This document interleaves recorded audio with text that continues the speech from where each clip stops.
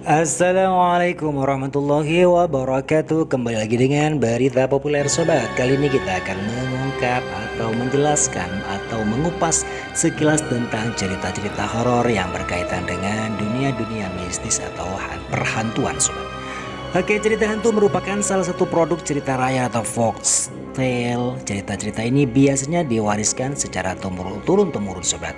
Bisa dari mulut ke mulut, cerita dongeng dan lain-lain. Seperti cerita hantu Maria atau Arya si manis Ancol yang menjadi penunggu kawasan Ancol sejak dahulu kala, bahkan sudah sempat viral pada filmnya pada zamannya sobat. Hingga cerita hantu kuntilanak, hantu dari Pontianak yang dikenal luas oleh masyarakat Indonesia. Berikut beberapa cerita hantu di Indonesia yang diyakini berasal dari cerita rakyat. Yang pertama sobat, yaitu kuntilanak. Salah satu jenis hantu yang banyak ditemukan di berbagai daerah di Indonesia ini memiliki kisah tersendiri dengan kota Pontianak.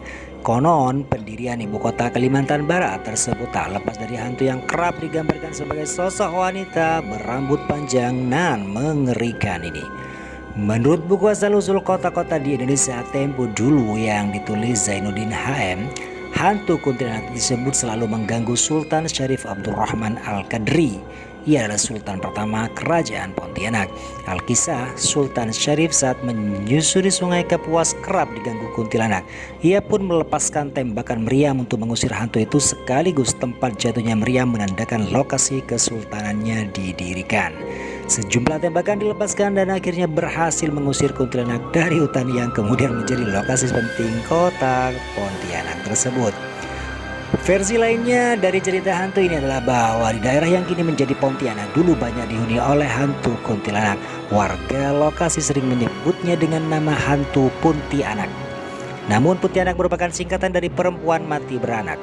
Sosok kuntilanak digambarkan dalam bentuk wanita cantik berambut panjang sobat. Kuntilanak senang meneror penduduk kampung untuk menuntut balas. Konon ia juga senang menyantap bayi yang melukai wanita hamil. Cerita tentang hantu kuntilanak juga ada dalam masyarakat Jawa. Dikatakan bahwa sosok hantu ini suka menampakkan diri dan mengganggu. Tak hanya itu sobat, kuntilanak juga bisa menyerupai orang dikenal seperti pacar dan orang-orang terdekat. Waduh, perlu waspada ini sobat. Kuntilanak konon menyukai pohon tertentu sebagai tempat bersemayam, misalnya pohon waru dan tumbuh condong ke samping sobat. Oke, berikutnya Mimin akan menjelaskan sekilas tentang si manis jembatan Ancol, yaitu poin yang kedua sobat.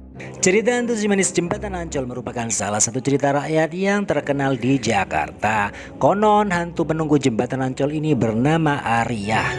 Ia juga dikenal dengan nama Maria ataupun Mariam oleh warga ibu kota. Arya adalah seorang warga pribumi yang kerap mencari kayu di kawasan Ancol.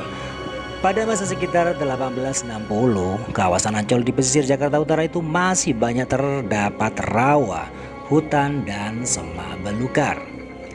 Di tempat ini juga berdiri bangunan villa-villa tempat berwisata orang Belanda sobat. Maklumlah kita adalah negara jajahan Belanda sobat. Suatu hari ketika sedang mencari kayu bakar, Arya didatangi oleh dua preman yang hendak memperkosanya. Arya meninggal akibat sabetan golok dari preman tersebut saat berusaha melepaskan diri. Preman itu kemudian membuang jenazah Arya ke laut. Konon arwah Arya atau Mariam tidak tenang. Beberapa orang mengatakan bahwa mereka kerap melihat arwah Arya di jembatan Ancol yang sedang berdiri. Kisah itu selalu diceritakan secara turun-temurun sampai sekarang sobat. Bayangkan sudah berapa puluh tahun itu sobat. Berikutnya beranjak ketiga, yaitu ke Pulau Dewata atau Bali, yaitu Leak Bali. Dalam mitologi Bali, Leak adalah penyihir jahat. Masyarakat Bali percaya Leak hanya bisa dilihat di malam hari oleh dukun dengan kemampuan tertentu. Konon saat siang hari Leak berubah menjadi manusia biasa. Saat malam hari ia berada di kuburan untuk mencari organ-organ dan dalam tubuh manusia yang digunakan membuat ramuan sihir. Ramuan sihir itu digunakan untuk mengubah bentuk Leak menjadi seekor harimau, kera, babi, atau menjadi rangda, sosok mitologi Bali. Bila perlu, Leak juga akan mengambil organ dalam orang-orang hidup sobat. Yang keempat yaitu Wewe Gombel. Wewe Gombel adalah sebuah cerita hantu yang populer dalam tradisi Jawa. Ia adalah hantu yang suka menculik anak-anak tapi tidak melukainya sobat. Konon anak yang diculik biasanya sih anak-anak yang ditelantarkan dan diabaikan oleh orang tuanya. Wewe Gombel akan mengembalikan anaknya jika orang tua dan warga berkeliling dan membunyikan bunyi-bunyian dari peralatan dapur. Alkisah Wewe Gombel adalah roh seorang perempuan yang meninggal bunuh diri di lantaran dikejar warga karena membunuh suaminya. Ia tega menghabisi suaminya karena berselingkuh dengan wanita lain. Aduh. Sang suami selingkuh karena istrinya itu tidak bisa memberikan keturunan. Sebelum meninggal, perempuan itu gila dan hidup menggelandang. Versi lainnya menyebut Wewe Gombel berasal dari bukit daerah Gombel di sekitar Semarang. Di sana konon merupakan tempat pembantaian di era kolonial sehingga menjadi angker. Wajarlah sobat, tempat eksekusi sobat. Oke, yang terakhir yaitu yang kelima yaitu Kuyang. Cerita tentang hantu Kuyang sangat populer di Pulau Kalimantan. Hantu ini berwujud wanita, ia bisa melepas kepala dari bagian tubuhnya dan terbang bersama organ tubuhnya seperti jantung, hati, usus, dan ginjal. Kalau ini terbang di bulan puasa seperti kayak sekarang kayaknya laris manis ini. Kuyang memiliki 2 taring di kiri dan kanan mulutnya. Hal itu dipakai untuk menyantap mangsanya. Kuyang mencari mangsa pada malam hari. Dalam mengelabui korbannya, Kuyang bisa berubah menjadi seekor burung ataupun kucing sobat.